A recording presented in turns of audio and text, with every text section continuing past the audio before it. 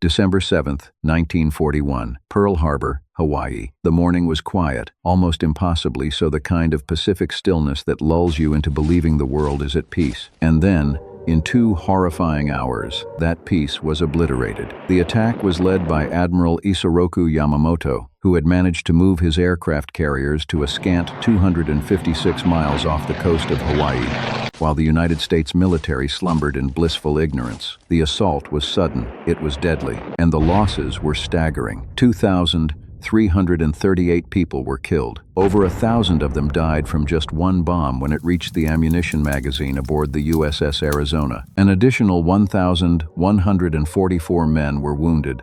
Over half of the Navy's ships were destroyed or damaged. 188 airplanes were reduced to cinders before they even had a chance to get off the ground. America was in a state of shock, and in the months that followed, there were more demoralizing defeats at the hands of the Japanese military. Soon, that shock hardened into something else entirely. It became anger. Across the country, people were asking the same question: when are we going to strike back? That question was answered on April 18, 1942, when a man named Jimmy Doolittle led a daring raid against Japan. It was America's first victory of the Second World War. It was also a message to the rest of the world that America was not just a frightened country on the other side of the ocean, but a force to be reckoned with. News of the raid electrified people. There was mayhem in the streets of America. Jimmy was already well known for his flying achievements, but after that raid, he became a national hero of a magnitude never before seen. It was as if nothing a man did before or after mattered. Over the years, many films have been made about that one event. Actors such as Robert Redford, Clark Gable, Spencer Tracy, and Alec Baldwin have all portrayed Doolittle. But in reality, leading that raid on Tokyo was just another day in this man's incredible life. This is the story of Jimmy Doolittle, a man who would earn his doctorate at MIT, but whose formal education started in a one-room schoolhouse in Nome, Alaska. A man who boxed in gin mills to pay for his dreams. But to understand how Jimmy Doolittle became the man who changed the course of a world war, we need to go back to a frozen, lawless town at the edge of the world, back to where it all began. James Harold Doolittle was born in Alameda, California, on December 14, 1898. His father, Frank, a carpenter by trade, had tried many ways to make his fortune, and the lure of the Alaskan gold rush was simply too much to resist. So at the tender age of 3, young Jimmy and his family moved to Nome, Alaska, at the turn of the century. Nome, Alaska, at that time, was one of the toughest towns in the world. There was no organized law. It had as many saloons and whorehouses as it did stores, hardly the place a mother would choose to raise her son. The locals resented newcomers flocking to their town in search of gold, and life was hard for the Doolittle family. Even at the age of 5, Jimmy found himself in daily fights just to get to and from school. He developed a reputation as a scrapper that wouldn't back down. When Jim was 7, his father gave him a single-shot .22 rifle. One day, he spotted a duck sitting in a mud puddle at the end of town. Having watched the local native Alaskans hunt, Jimmy crawled up to the puddle on his belly and shot the duck. He spent the rest of the day parading up and down the streets of Nome, .22 rifle in one hand, duck in the other. The great Alaskan hunter, all of 7 years old. Jimmy was settling into the primitive frontier life, and his mother wasn't happy about it. But it was a trip to Seattle with his father that changed everything. The boy was overwhelmed by the tall buildings, the automobiles, the trolleys, the stores. He was even surprised to discover that people actually painted their houses. The difference between lawless, crude Nome and the progressive city of Seattle left a lasting impression on the young Doolittle. He saw it as a future, and he wanted to be part of it. While Jimmy was in Nome, 2 brothers named Orville and Wilbur Wright were unknowingly setting the stage for his destiny, flying a strange-looking aircraft over the white sands of Kitty Hawk, North Carolina. After 8 years of brutal Alaskan hardship, Rosa Doolittle moved back to Los Angeles, California, to give her son a proper education. Jim's father accompanied them but soon returned to Alaska. The years growing up in Los Angeles would not only define who Doolittle was, but what he was to become. Luckily for the world, he wasn't cut out to be a farmer. He would also meet the 2 loves of his life, a girl named Josephine Daniels and flying, and he would marry both of them. While attending Manual Arts High School, Jim met Josephine Daniels, or Jo, as she was called. She was from a Southern family on a social level considered somewhat higher than the Doolittles. Jim was attracted to her, even though he considered her a little snobbish at times. She regarded him as an aimless roughneck who spent most of his time fighting or crashing his motorcycle. Joe got straight A's and was preparing for a career in library work. Doolittle was rarely seen carrying a book and appeared to have no idea what he was preparing for. So, of course, they fell in love. It was not exactly a whirlwind courtship.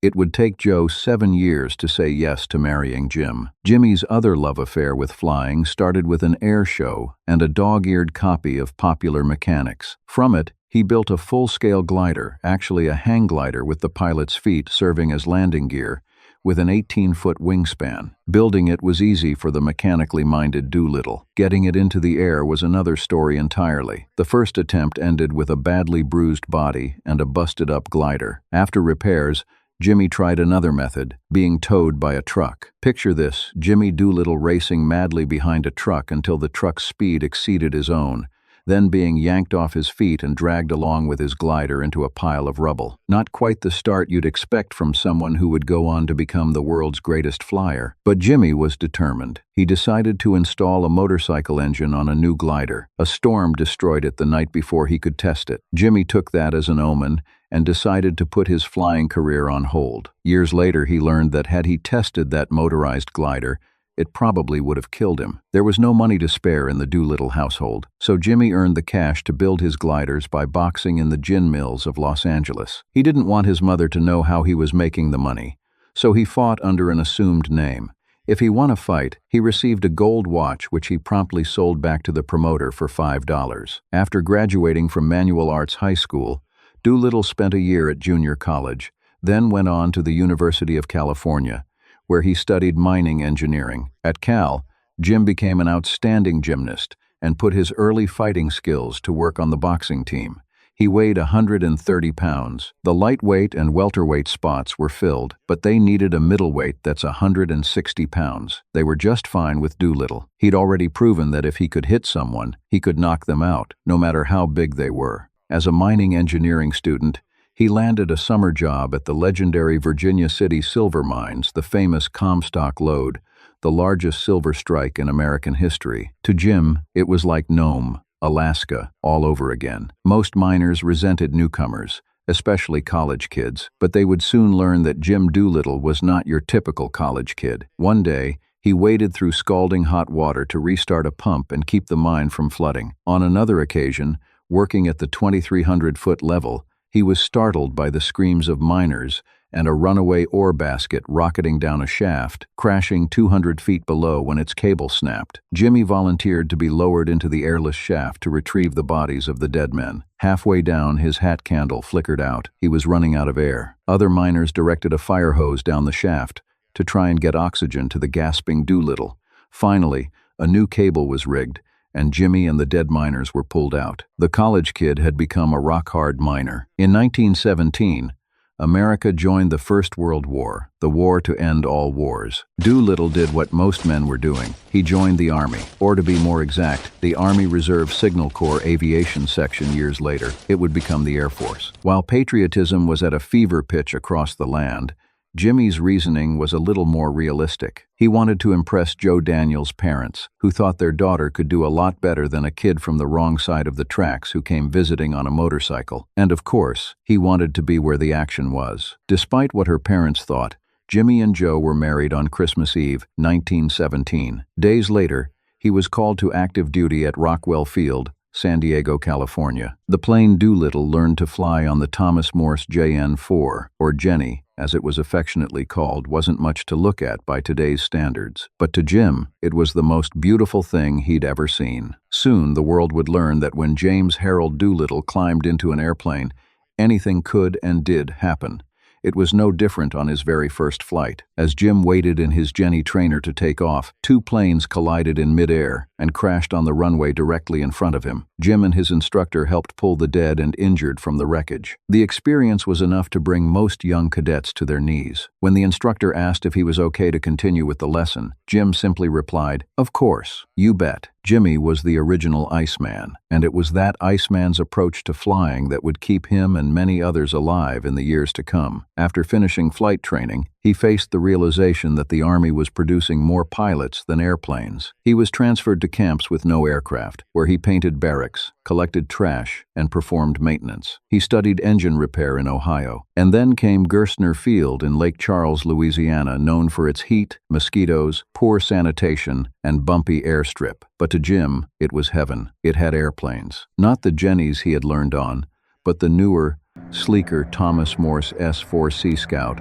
30% faster than the Jenny and about 500% more dangerous. At the end of the day, when most pilots were enjoying a beer at the officers' club, Jimmy was still flying, making the plane do things he was told it wasn't designed for. But that little chunk of heaven was abruptly brought to an end when a hurricane destroyed the field and most of the planes on it and killed several pilots, and the war was ending. Jim was sent back to Rockwell Field as a flight instructor, under a commander named Colonel Harvey Burwell. Burwell believed in doing everything by the book. Doolittle believed rules were meant to be bent. The two formed an instant dislike for each other. The stories from those days read like a comedy of errors with occasional flashes of brilliance. Jim once casually sat on the wing of a plane as it came in for a landing, just to shock Colonel Burwell reviewing film footage. He was one of the first to fool around with wing walking. On another occasion, he flew his plane through an open hangar to help a ground crew sweep it out. During a planned 3-plane flight to Washington, D.C., he managed to destroy all 3 aircraft through a series of mishaps: soft sand, dense fog forcing belly landings in plowed fields. When he finally stood at attention before Burwell's desk, oil-soaked and in a tattered uniform being thoroughly chewed out, he saluted crisply, turned on his heels, and left the room, not realizing the seat of his pants had ripped open in the crash, exposing his bare backside to the colonel. No amount of explaining ever changed Burwell's mind about what that gesture meant. Up until then, Lieutenant James Doolittle had destroyed 4 planes at a cost of $30,000, one of them while chasing a goose. During his 5 months at Rockwell Field, he was grounded a total of 1.5 months and restricted to base for a total of 3. Years later, Jimmy would explain his antics by saying, "I had a lot of blood running in my veins at the time." But Jimmy wasn't always a prankster. He also took his job seriously and became one of the best instructors in the service. And it wasn't always fun. One day, a student veered in front of Jimmy during takeoff and was killed when the propeller cut off the tail section. On another training flight, a student pilot approached Jim's plane from below, hidden in the blind spot beneath the wing, and collided. The crash tore away Jimmy's landing gear and badly damaged the lower wing. With no engine and a wing threatening to tear off, Doolittle was going down fast. He chose to side-slip the plane in on its belly and landed safely. It was the kind of calm, analytical decision-making under impossible pressure that would define his entire career. After the war ended, the Air Service struggled to keep from being disbanded. Most countries in the world were making huge advancements in the airplane. Even newly defeated Germany was experimenting with commercial air travel. But America was still a young, short-sighted country, more interested in developing wealth than aviation. In 1920, Jimmy took part in General Billy Mitchell's amazing demonstration of sinking a battleship from the air. Mitchell had been telling anyone who would listen that the airplane was the future of the military. He had amazingly predicted that the Japanese would attack Pearl Harbor, and that air power, not naval power, would be the deciding factor in all future battles. When Mitchell boasted that an airplane could sink a battleship, the press jumped in until a demonstration was arranged. Even after Mitchell prevailed, sending an unsinkable German battleship to the bottom with 6 2,000-pound bombs, Congress refused to allocate funds for the Air Force. Politics, as it so often does, trumped common sense. But working with Billy Mitchell inspired Doolittle. He reasoned that if a plane could carry 4,000 pounds of bombs, why not 4,000 pounds of cargo? Or 4,000 pounds of passengers. The airplane was more than a weapon. It was the future. In 1922, Jimmy attempted to make a transcontinental flight from Florida to California, stopping only once in Texas to refuel. The first attempt ended when a wheel caught a soft spot in the sand at Pablo Beach, catapulting the plane into the water. Jim was strapped in, upside down, and underwater, his flight helmet pulled down over his eyes. He thrashed about wildly until he discovered he was only knee-deep in water. A month later, he was back on the sands of Pablo Beach. This time, Lanterns were set up to help him find the runway of hard-packed sand. He lifted off without incident, and 22 hours and 19 minutes later, he set down in San Diego, California, becoming the first person in history to cross the continent in less than a day. In 1923, the military recognized they had more than just an airplane flyer in their midst, and sent Doolittle to MIT to study aeronautical engineering. At the time, there was a giant gap between aeronautical scientists and pilots. The pilots didn't put much faith in flying with a slide rule and an algebra book. The scientists thought most flyers were just crazy for wanting to fly around in cracker boxes. Doolittle received not only his master's degree but went on to earn his doctorate as well. He became the bridge between the two worlds, a man who could fly anything and explain why it flew. To attract attention to the upcoming Schneider Cup race, Jimmy flew his Curtiss R-3C Racer among the skyscrapers of New York at near street-level altitude. That wouldn't go over too well today. In fact, it didn't go over too well then, either.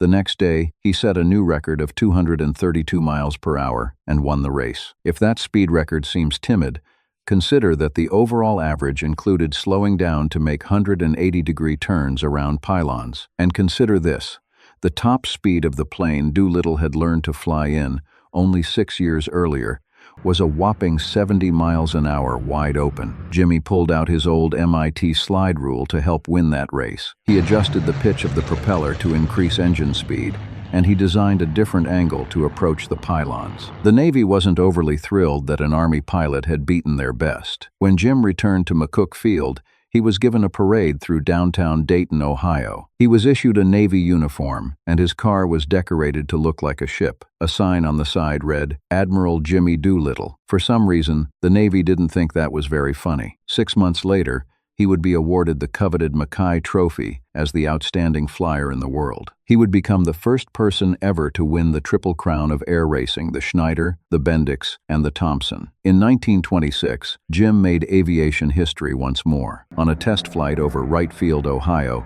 he was testing a new addition to the rudder called a trim tab when the cable snapped. Losing your rudder in the air is like having the steering wheel come off your car at 100 miles an hour. The procedure of the day was to quickly abandon your aircraft. But Jimmy had a theory. From 5,000 feet, he literally stalled and floated the plane to the ground, gave it full power just before impact, and landed safely. Charles Lindbergh later told the press, "Jimmy is the only pilot in the world that could have pulled that off." That same year, the Curtiss Aircraft Company needed Doolittle to demonstrate their new P-1 Hawk fighter for the Chilean military. A few days before the demonstration, at a cocktail party where the local drinks were going down a little too easily, the talk turned to the famous actor Douglas Fairbanks and his on-screen acrobatics. Jim, the former college gymnast, ended up on a second-story ledge outside a window, imitating some of Fairbanks' moves. Not a problem, until the ledge gave way. This demonstration meant everything to Curtiss Wright and to the United States government. On the day of the demonstration, the huge crowd was shocked to see an ambulance roar up on the field and deliver Doolittle on crutches, both legs in casts. He was lifted into the cockpit, and his casted feet were wired to the rudder pedals. Jimmy lifted the P-1 Hawk into the air and put on an incredible show, breaking both casts in the process, feeling agonizing pain each time he moved a rudder pedal. When Germany's greatest ace, Ernst Udet, finished his own demonstration, Doolittle nodded to his delighted crew and announced he was going back up. He joined the German at 4,000 feet, and for the next 10 minutes they engaged in a mock dogfight in which Doolittle literally flew circles around the famous ace. Finally, Udet broke off and landed. Jimmy followed him in, but just before touching down, he flipped the plane on its back and buzzed the field upside down. The crowd went wild. A respectful Udet conceded it was the greatest exhibition of flying ever displayed. Not bad for a kid who'd trashed his first glider. Of all Jimmy Doolittle's achievements, he considered blind flying one of the most important. Most pilots of the day thought that when flying in fog or bad weather, they could feel or just know the direction and disposition of their flight. They were wrong. In many cases, dead wrong. Fog was the #1 weather hazard for landing an airplane. Many solutions had been tried: tail drags, weighted lines lowered from the plane, different types of sonar equipment, even dispersing fog with heat, all had limited effect.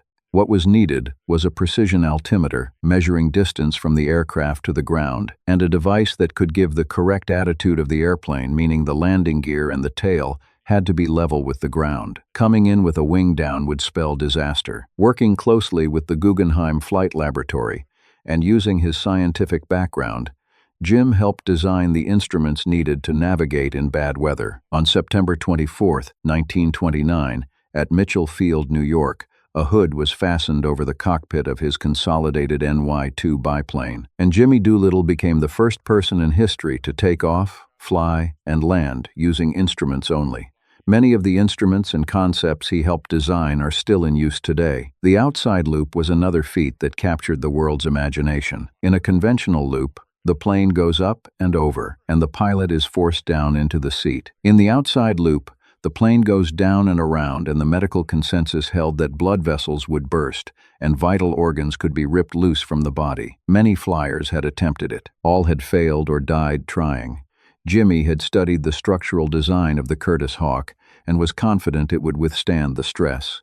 He was almost as confident his body would. On a clear day, 10,000 feet over Wright Field, Ohio, he nosed the Hawk into a vertical dive at 285 miles per hour, jammed the stick forward, and flew into the history books once more, proving the experts wrong. When reporters asked why he tried such a suicidal feat, he answered slyly, "It was just a spur-of-the-moment thing." The military, fearing a host of other pilots would kill themselves attempting it, immediately issued orders forbidding anyone from trying the outside loop. By 1932, Jim had set or broken just about every flying record there was. He even managed to tame the legendary GB Sportster, or the killer plane, as it was most often called. The GB was named after the Granville brothers, who started out as auto mechanics and got into airplane design. Jim said that flying the GB was like balancing a pencil on your finger.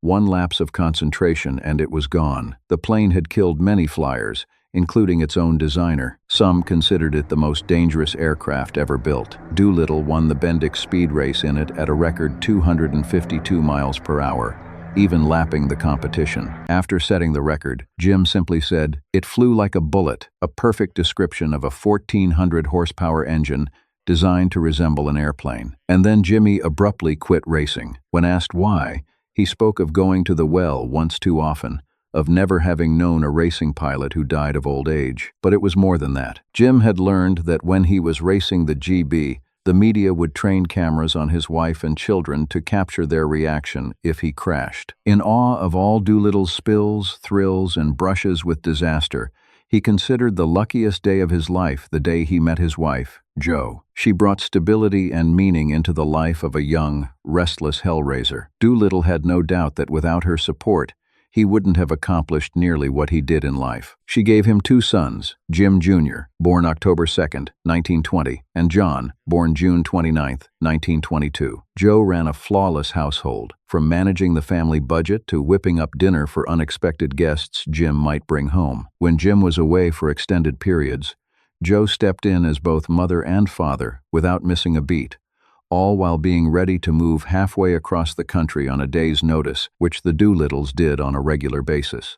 Jimmy wasn't going to let his family's last memory of him be an airplane exploding into a ball of fire. In the 1930s, the world was in a Great Depression, and each country was handling it differently. In America, people were put to work building dams, bridges, and roads. In Japan, people were put to work building up the military and trying to unite the nations of East Asia by force, if necessary. In Germany, a man named Adolf Hitler was giving speeches about German pride and dignity.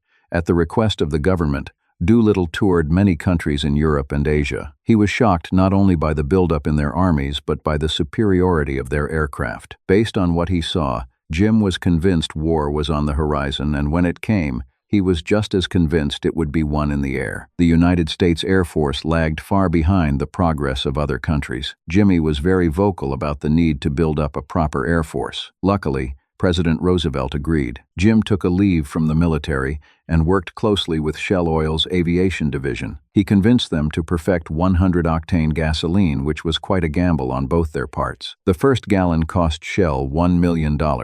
And some referred to it as Doolittle's million-dollar blunder. During the war, that fuel greatly increased not only the speed, but the range of Allied aircraft. England credited their victory in the Battle of Britain to having 100-octane fuel, while the Germans still had only 87. In 1940, Hap Arnold sent for Jimmy Doolittle. He wanted him back in uniform, but whatever plans he had for Jim changed drastically on December 7, 1941, Pearl Harbor. Some historians have given Jim credit for conceiving the raid on Japan. That isn't true. It was conceived by Captain Francis Lowe, Assistant Chief of Staff for Anti-Submarine Warfare. While flying out of Norfolk, Virginia, Lowe saw the shadow of his plane pass over the outline of an aircraft carrier painted on the field below, used for training purposes. The idea sparked. Could Army bombers fly off a Navy carrier? Hap Arnold put Doolittle in charge of the project because he considered him the only man on the planet who could figure out how to get a loaded bomber off the deck of an aircraft carrier. Normally,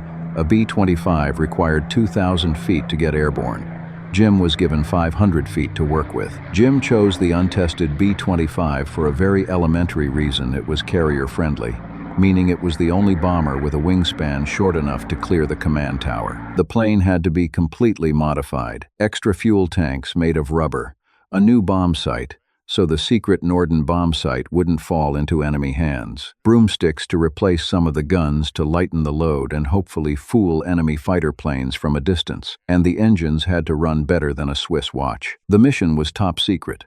Hap Arnold gave Doolittle a letter granting him top priority over any officer in the Army Air Force. Before training ever started, Jimmy told the men that the mission was highly dangerous and that the fatality rate could be 100%. That kind of says it all. He also told them that anyone who wanted to drop out at any time, any place, anywhere could do so, no questions asked. Nobody did. Originally, Jimmy was only brought in to handle the technical problem and train the crews not to lead the mission. One day, Jim went into Hap Arnold's office and presented his case for leading the raid himself. Arnold flatly said no, explaining that Jim couldn't lead every mission he was involved in planning. But Doolittle kept hammering away until Hap finally said it was all right with him if it was okay with Miff Harmon, his chief of staff. As Jim left the office, he smelled a rat.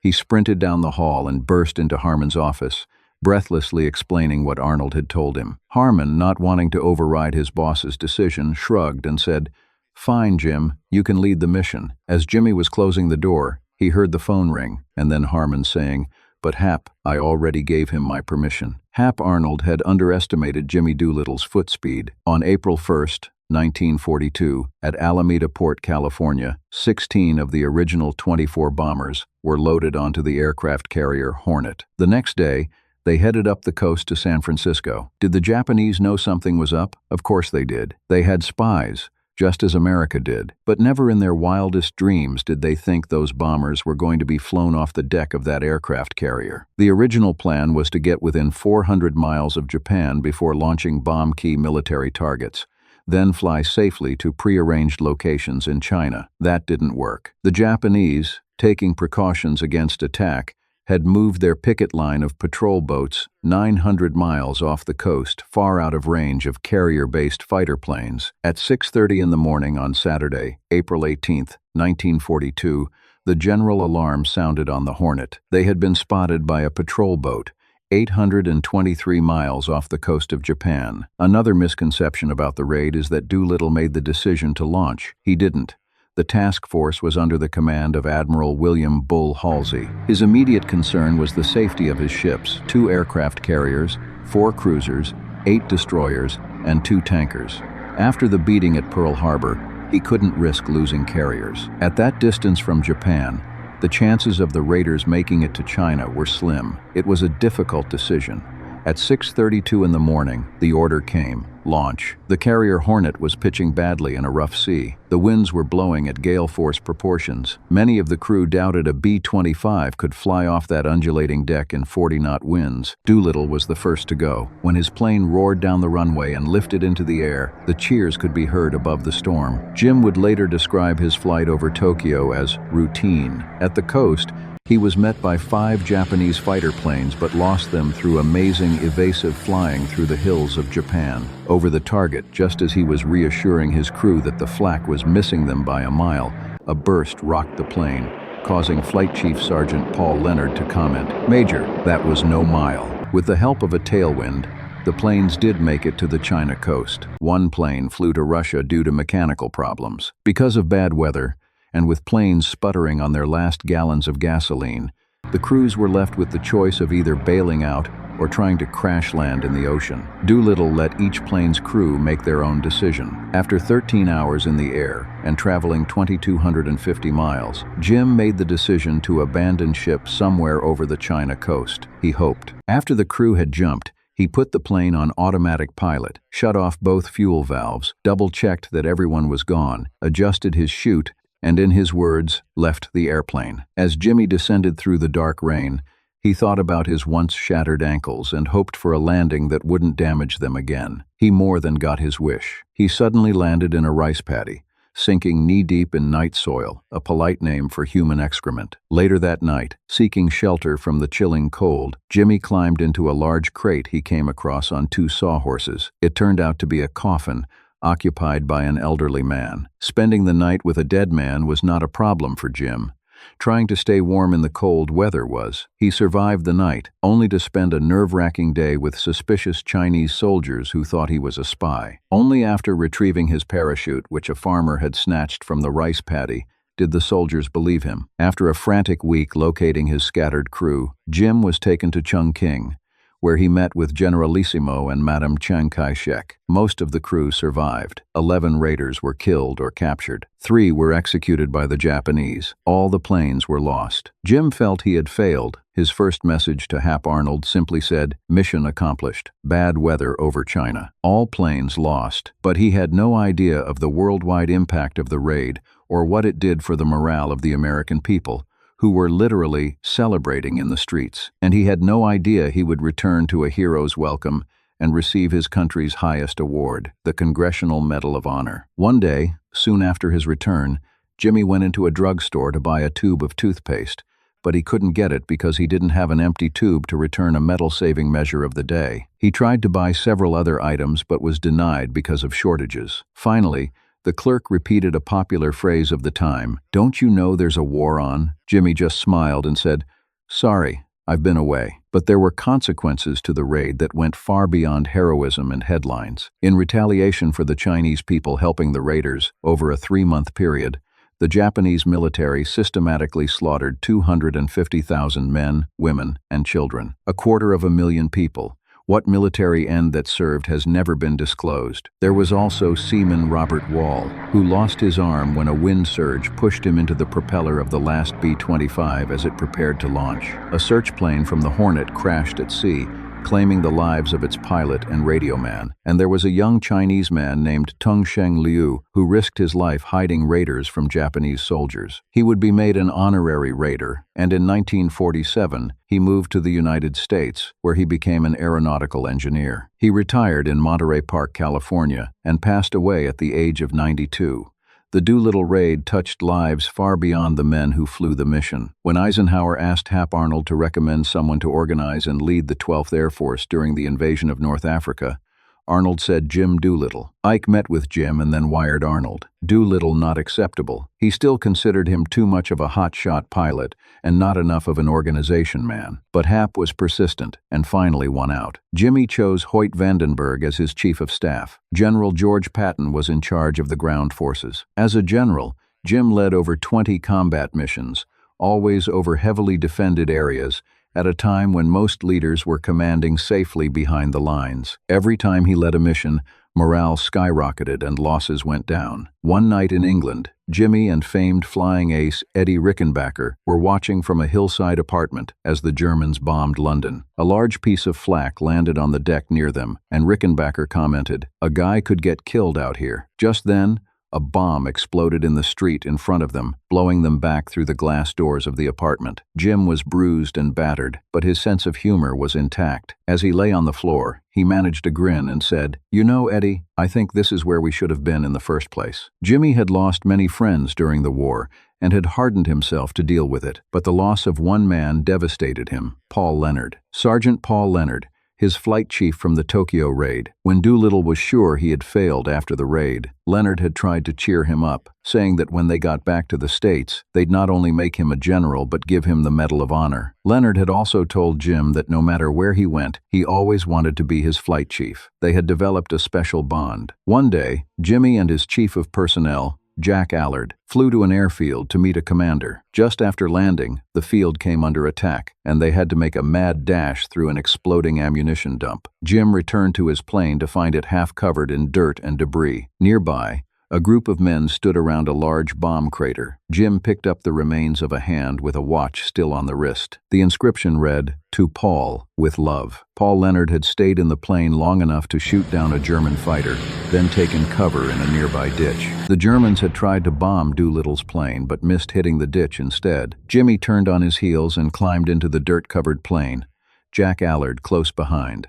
After blowing the dirt off with the prop wash, he roared down the runway. It was not the right thing to do, nor the smart thing to do. The plane should have been inspected first. Paul Leonard had done the smart thing by taking cover in the ditch. It didn't work out very well. The men on the field watched in stunned silence, most expecting the plane to cartwheel into a ball of flame. Jim nursed it into the air and then put it through a series of stiff maneuvers.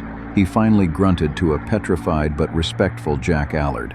"Well, I guess the damn thing will fly." When Jimmy commanded the 15th Air Force, he had the job of bombing Rome, the same Rome that had churches, shrines, and the Vatican.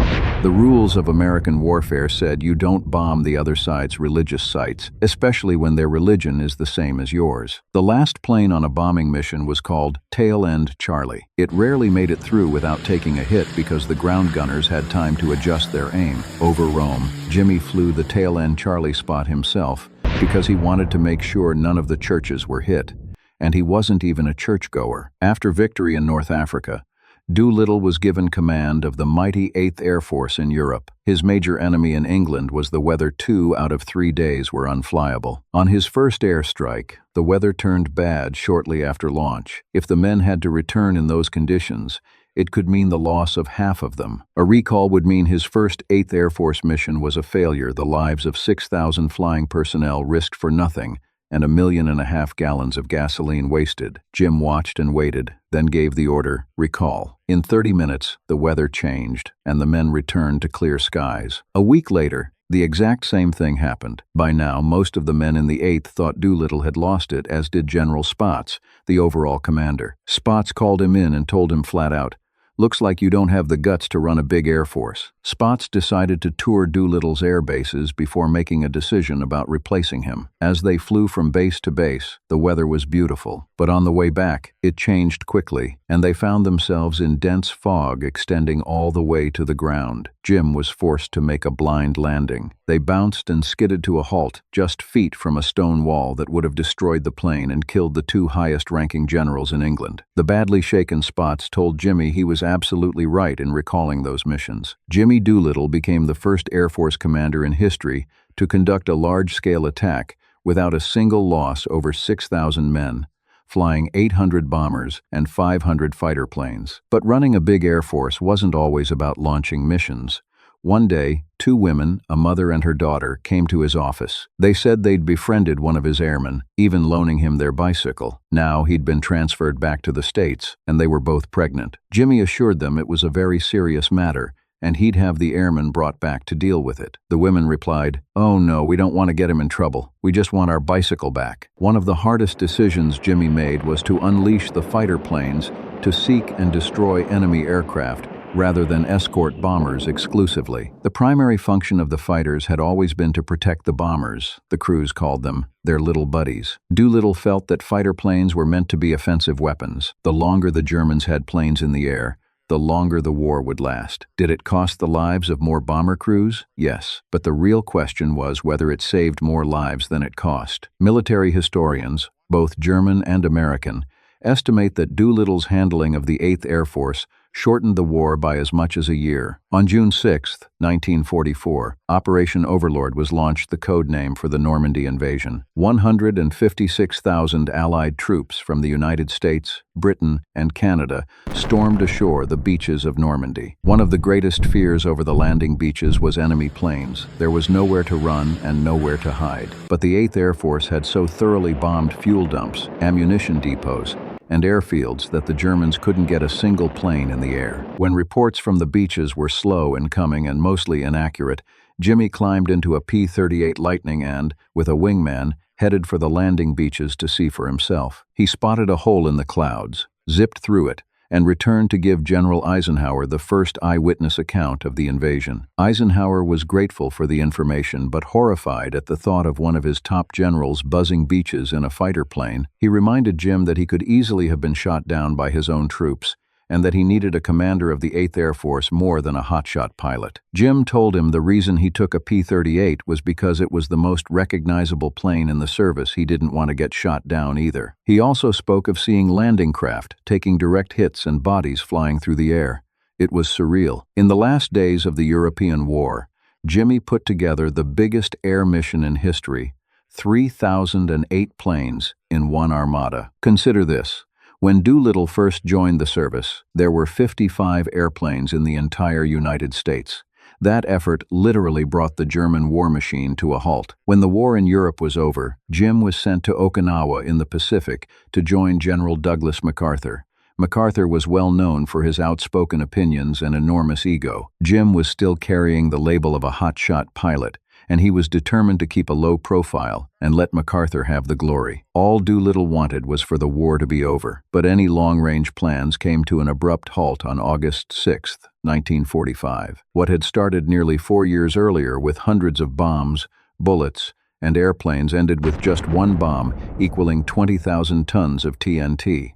3 days later, a second bomb fell on Nagasaki, an exclamation point. After the war, Jimmy became a vice president at Shell Oil and later a director. His scientific background proved invaluable in the advancement of space-age fuels. In 1951, he was appointed special assistant to the Chief of the Air Force as a civilian in scientific matters, helping to bridge aerospace and ballistic missile development. In 1954, President Eisenhower asked Doolittle to conduct a study on the Central Intelligence Agency, which would become known as the Doolittle Report. The CIA had been formed just a few years earlier as primarily an information-gathering agency. But as the threat of communism grew around the world, so did the duties of the CIA. Jim felt the game plan needed changing. To combat the threat of communism, the act of fair play had to be re-examined. America was in a different kind of war now, and had to adjust to a different kind of warfare. The report was controversial, voicing opinions not normally associated with a democratic society.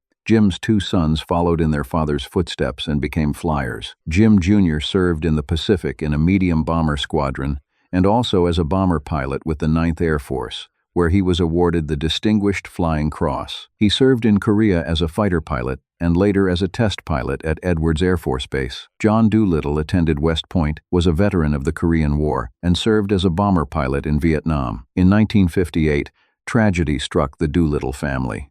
Jim Jr. committed suicide. There was no note. There was never an explanation. It's the kind of loss that leaves a parent asking unanswered questions for the rest of their life. Because of his military record and scientific background, Jimmy became chairman of the Air Force Scientific Board.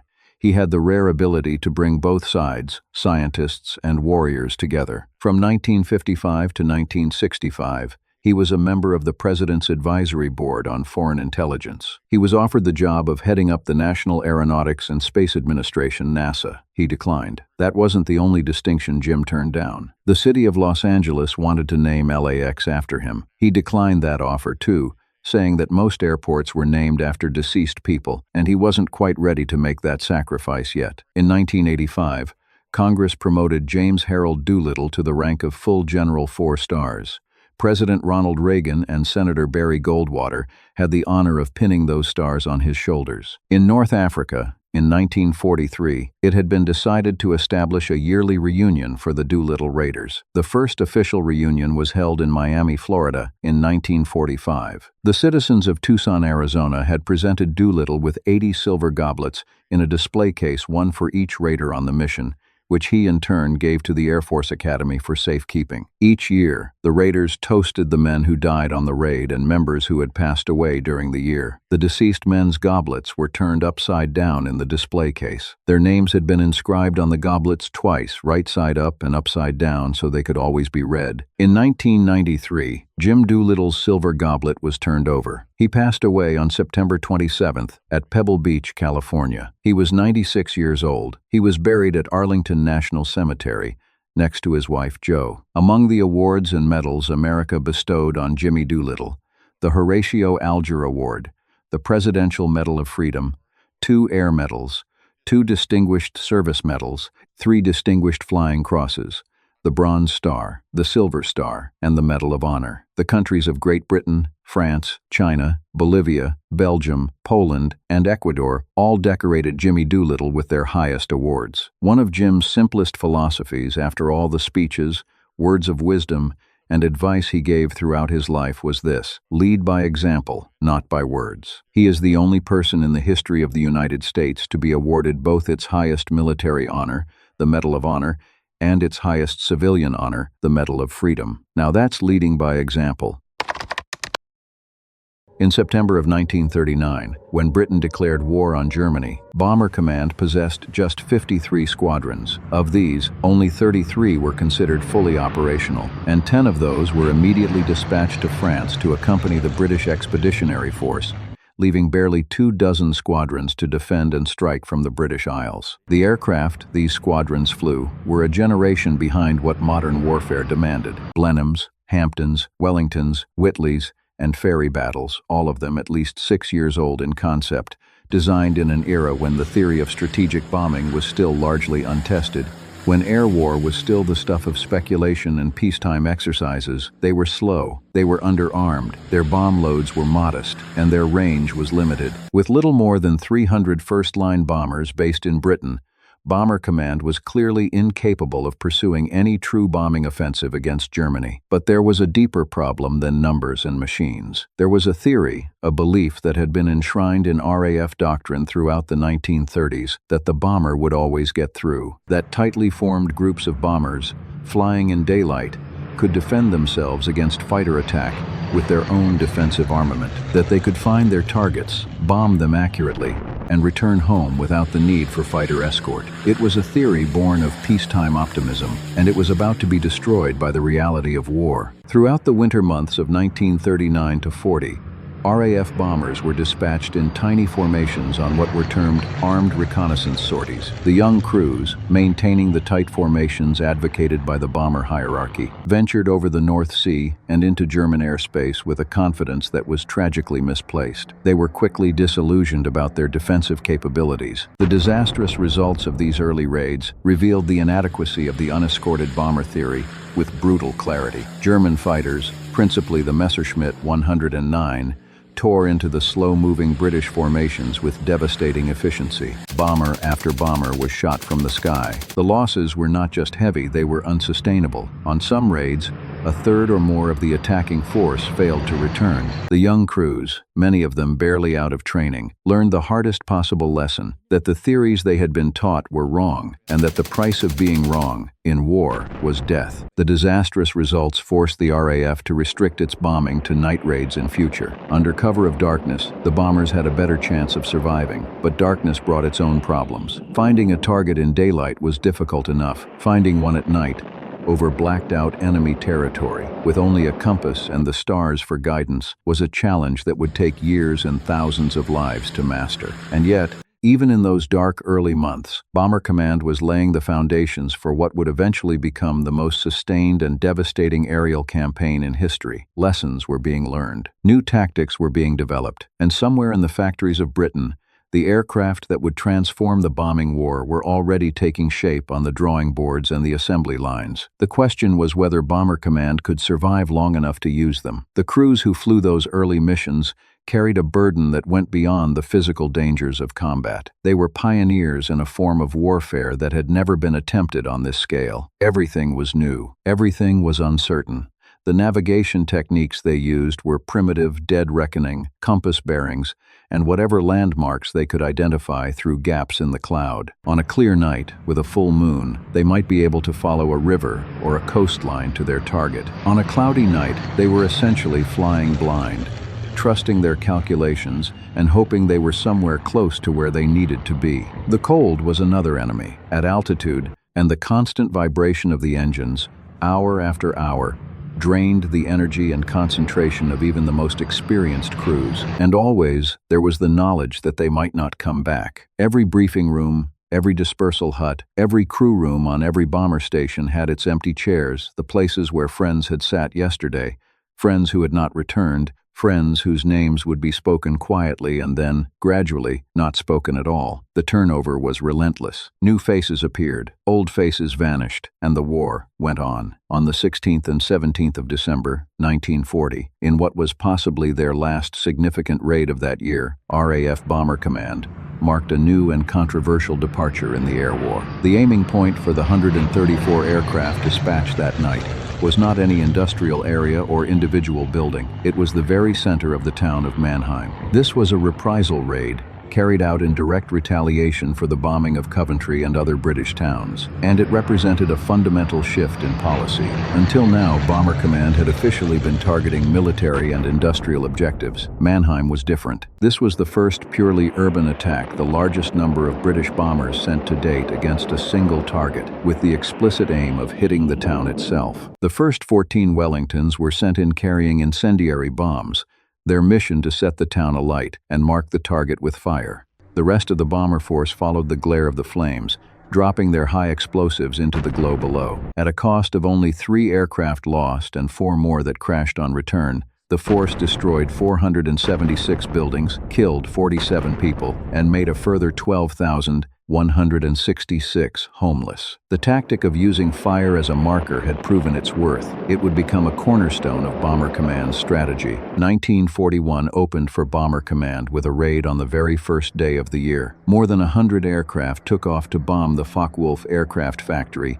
and other industrial targets in the city of Bremen. The raid was a success, and the losses to the RAF were slight. In fact, the year began with a new directive, which was a continuation of the one issued at the end of 1940. Oil was the primary target. Germany's war machine ran on oil, its tanks, its aircraft, its U-boats, its transport. Destroy the oil, and the machine would grind to a halt. The logic was impeccable. The execution, however, was another matter entirely. The poor weather conditions of that winter were still hampering operations. Clouds obscured the targets. Navigation was unreliable. Bombs fell on open fields, on forests, on anything except the factories they were aimed at. In March, another diversion arose, pulling bombing away from those primary oil targets for the following 4 months. The priority now was to defeat Germany's attempt to cut off Britain's food supplies and her connection with the United States. The Battle of the Atlantic was reaching a critical phase, and the U-boats were sinking merchant shipping at an alarming rate. The Admiralty,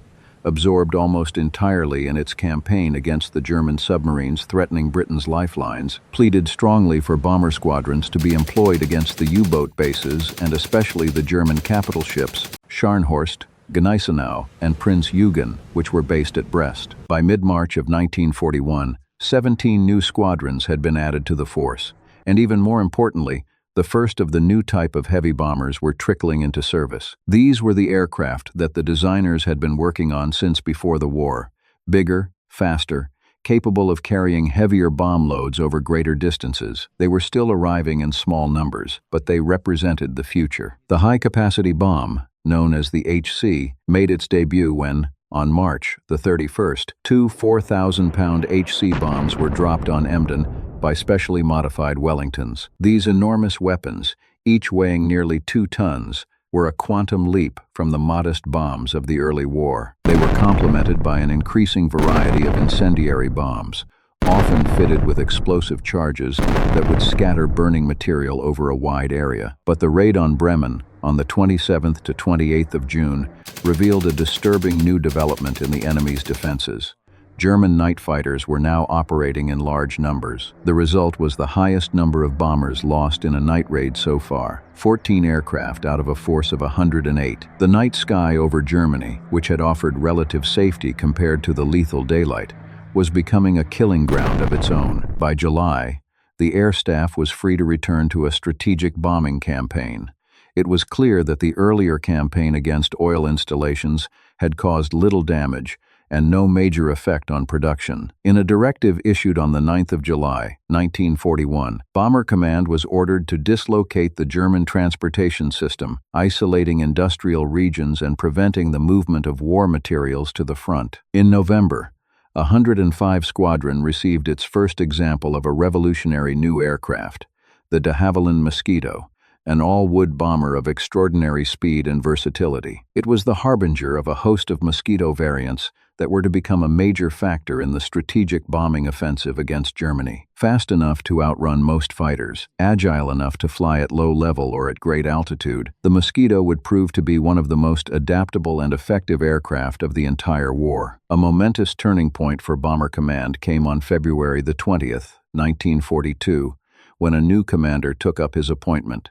His name was Air Marshal Arthur Harris. He was blunt, stubborn, single-minded, and utterly convinced that strategic bombing could win the war. He would become the most controversial figure in the history of the air war, admired by his crews, respected by his enemies, and debated by historians for generations. But there was no question about one thing. Arthur Harris transformed Bomber Command from a blunt instrument into a weapon of devastating precision and power. Just 6 days before Harris took command, a directive emanating from the Air Staff and sanctioned by the War Cabinet had ordered Bomber Command to commence a prolonged aerial bombing campaign whereby large targets such as industrial towns and cities were to become primary targets. For night bombing, the debate about whether to bomb specific military targets or entire industrial areas had been settled by necessity as much as by strategy. Bomber Command simply could not hit individual factories at night with any consistency, but it could hit cities, and so cities became the targets. Harris wasted no time. On the 8th and 9th of March, and for the following 2 nights, bombers led by the new G navigational system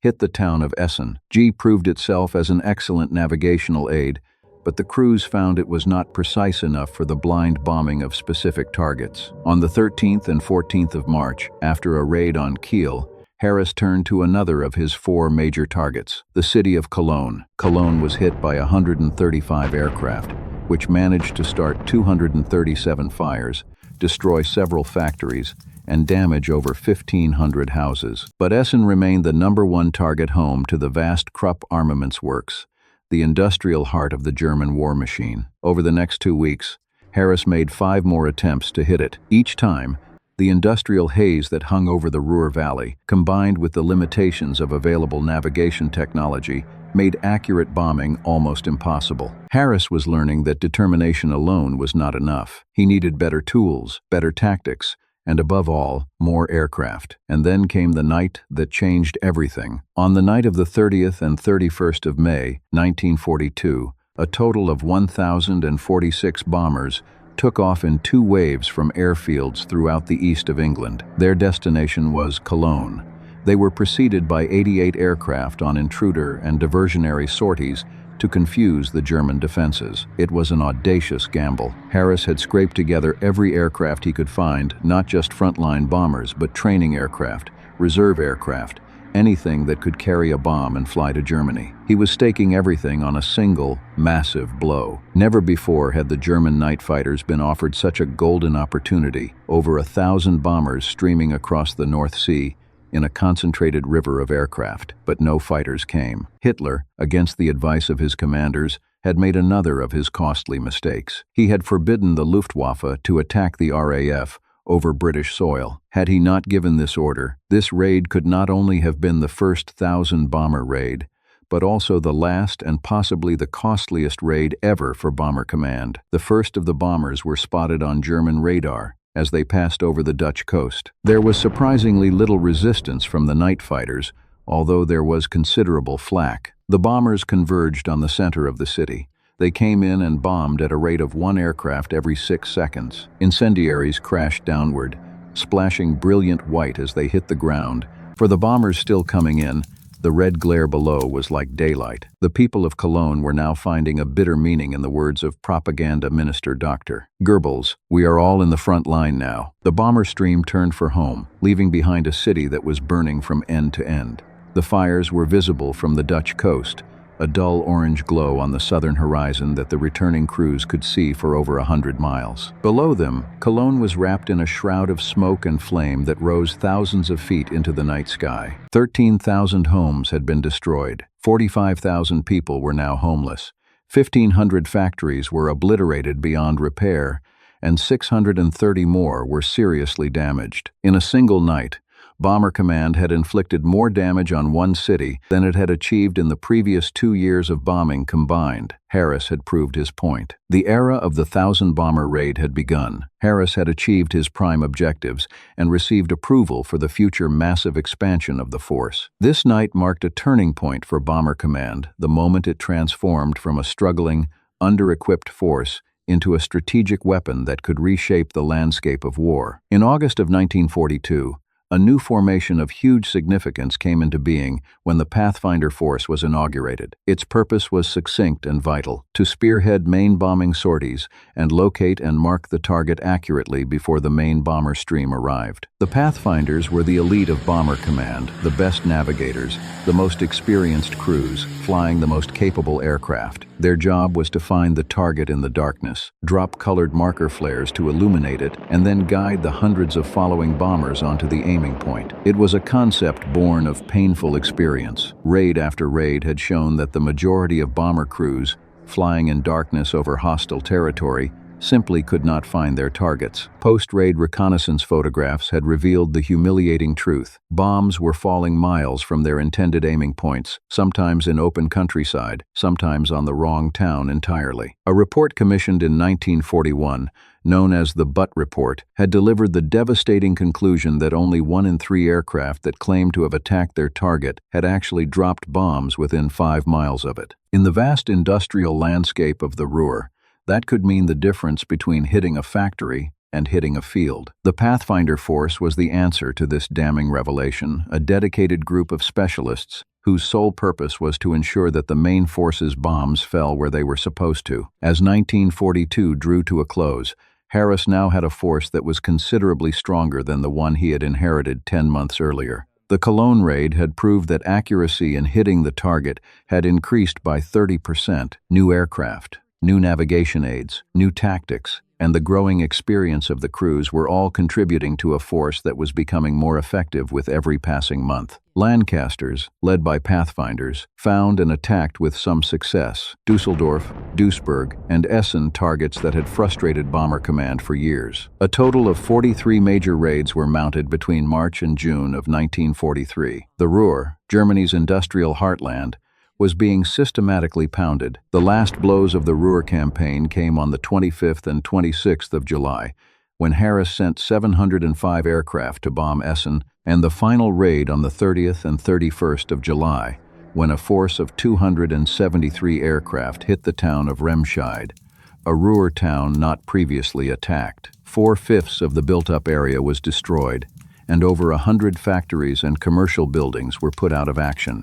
And then, on the night of May the 16th and 17th, 1943, came one of the most audacious operations in the history of aerial warfare. 19 specially modified Lancasters of the recently formed 617 Squadron attacked the Möhne, Eder, and Sorpe dams using precise low-level attack methods and specially constructed cylindrical explosive canisters designed by the inventor Barnes Wallis. The Dam Busters raid, as it became known, captured the public imagination like no other operation of the war, but the cost was high. 8 of the 19 Lancasters were lost, along with 53 of the finest aircrew in Bomber Command.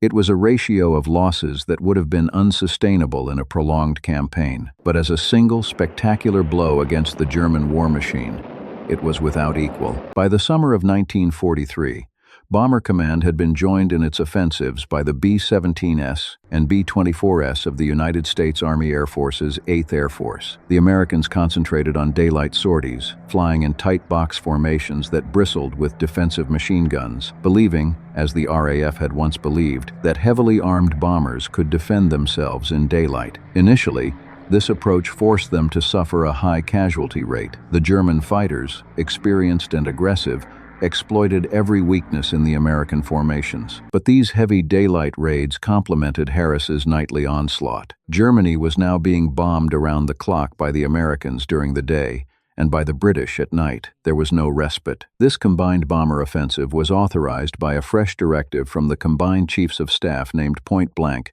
dated June the 10th, 1943. Expressing concern over the mounting casualties caused by the enlarging and increasingly efficient Luftwaffe fighter defenses, Point Blank called for a switch in concentration to targets directly related to those fighters and their supporting industry. But Harris had a different target in mind.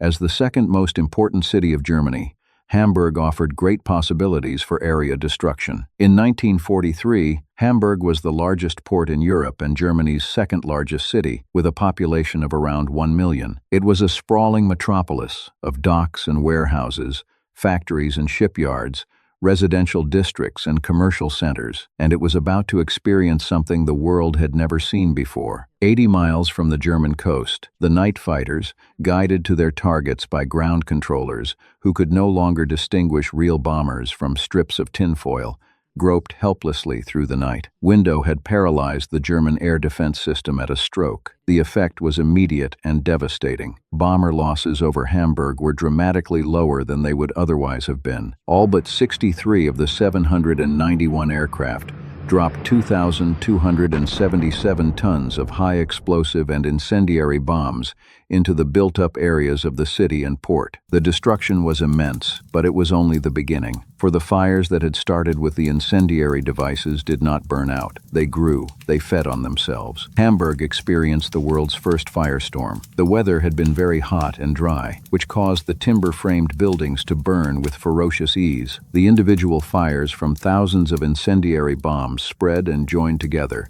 growing from scattered blazes into one colossal inferno. The rising heat was so intense that it created a violent updraft, a column of superheated air that rose thousands of feet into the sky. The temperatures at the heart of the firestorm reached 800 degrees. Asphalt roads melted and bubbled. Glass windows shattered from the heat alone. People in their shelters were suffocated as the fire consumed all the oxygen in the air above them. The inferno raged for hours, consuming entire districts, reducing blocks of apartments to ash, melting the steel frames of factories, turning the canals to steam. 2 further raids completed the fearful destruction of the ancient city.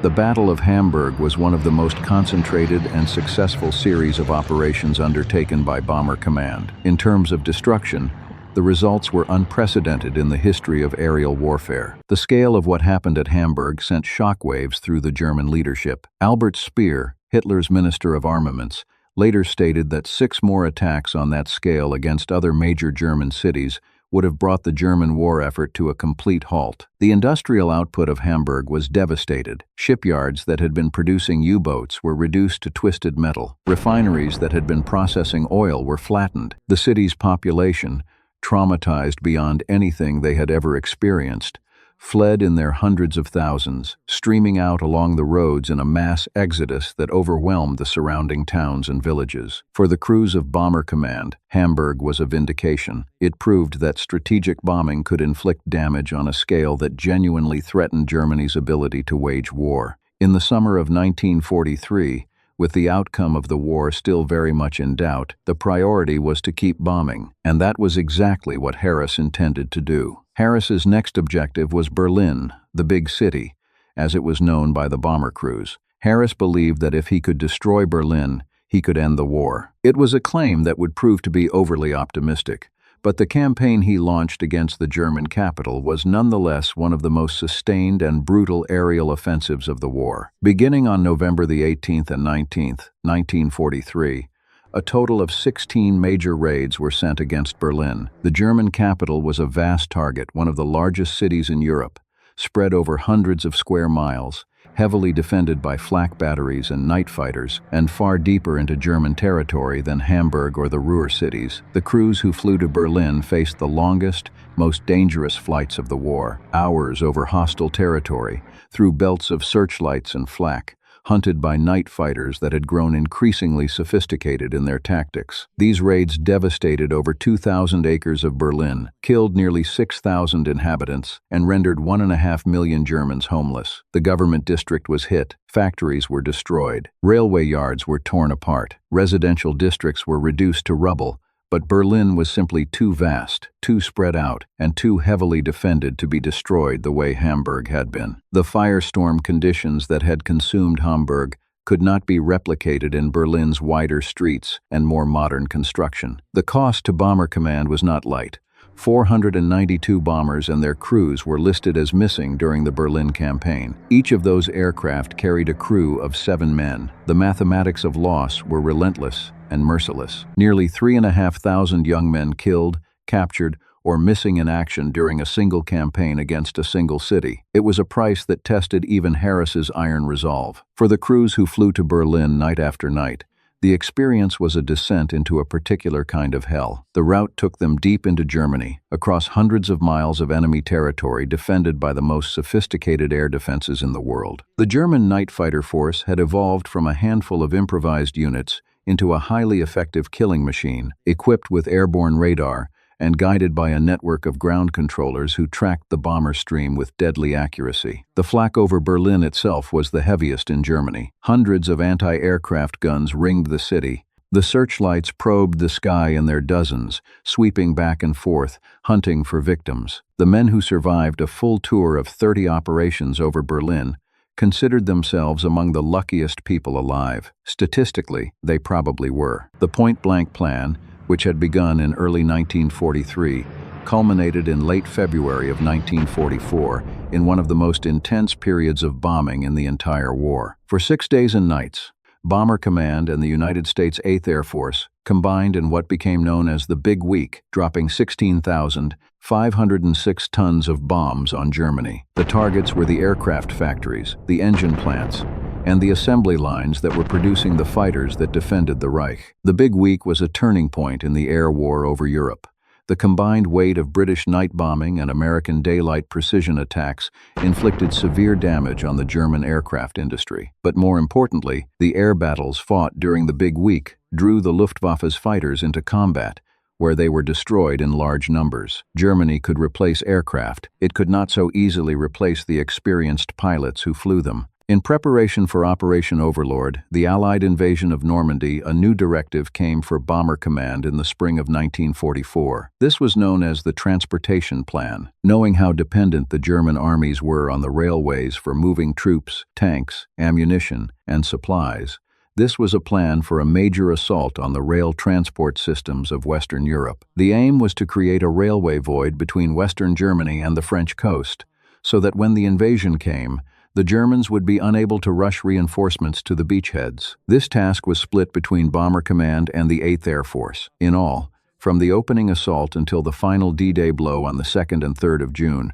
Bomber Command put in 69 such attacks. The damage caused was enormous. From Cologne and Aachen through Ghent and Courtrai to the centers around Paris and as far afield as Le Mans and Orléans, the railways became scenes of desolation. Marshalling yards were cratered. Locomotive sheds were destroyed, bridges were dropped into rivers. The rail network of northern France, which the Germans needed to function at full capacity, was reduced to chaos. The transportation plan was controversial. Some senior commanders argued that Bomber Command's heavy bombers were wasted on railway targets, that the strategic offensive against German industry should continue without interruption. Others worried about the inevitable French civilian casualties that would result from bombing railway centers in populated areas, but the results spoke for themselves. When the Allied armies stormed ashore on the 6th of June, 1944, the German ability to move reinforcements to Normandy was crippled. Panzer divisions that should have reached the beachheads within hours took days or even weeks, forced to make long detours around destroyed bridges and cratered junctions, harassed by Allied aircraft at every turn. The transportation plan had done exactly what it was designed to do. The German war machine was being brought to a standstill. Bomber Command continued its highly productive mine-laying operations, sowing the waters around German ports with thousands of magnetic and acoustic mines that sank shipping and closed harbors. They attacked U-boat pens with enormous tallboy bombs designed to penetrate the thick concrete roofs. They hit the coastal cities of Königsberg, Stettin, Bremen, Emden, Kiel, and Wilhelmshaven. By early 1945, German oil and fuel production had diminished to a relative trickle, starving the aircraft, tanks, and transports that were still desperately fighting on all fronts. Without fuel, the Luftwaffe's remaining fighters sat impotent on their airfields. Without fuel, the panzer divisions that had once swept across Europe could barely move. Without fuel, the transport networks that kept the German armies supplied ground to a halt. Pilots who had been trained at great expense could not fly.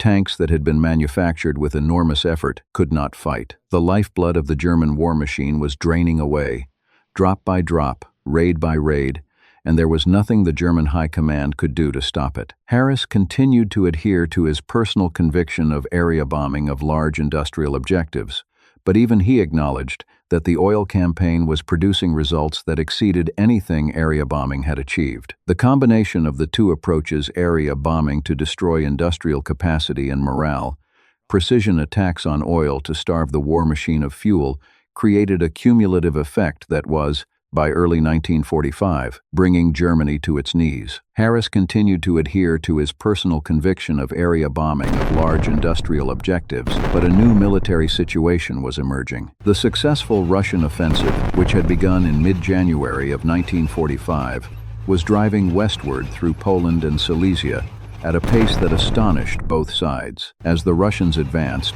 it became apparent that air attacks on the East German cities which confronted them might be of powerful assistance to the Soviet drive. At the Allied conference at Yalta, the Russians requested Allied cooperation in the mass bombing of all communications in eastern Germany to prevent any reinforcement of the German Eastern Front. They wanted these attacks within an agreed bomb line to keep the British and American air forces away from any territory they might soon occupy. Following a few days of bad weather, on the 13th of February, 1945, Bomber Command was ready for the assault on an unsuspecting German city, a city that, until this night, had been largely spared the devastation that had consumed so many others. A city of Baroque architecture and porcelain factories, of art galleries and churches, of refugees fleeing the advancing Russian armies. A city that had come to believe, with a faith that proved tragically misplaced, that it was too beautiful, too culturally significant, too far from the industrial heartland to be a target. The city was Dresden. After a 10-hour flight, the first wave of bombers approached the city in the darkness of a winter's night.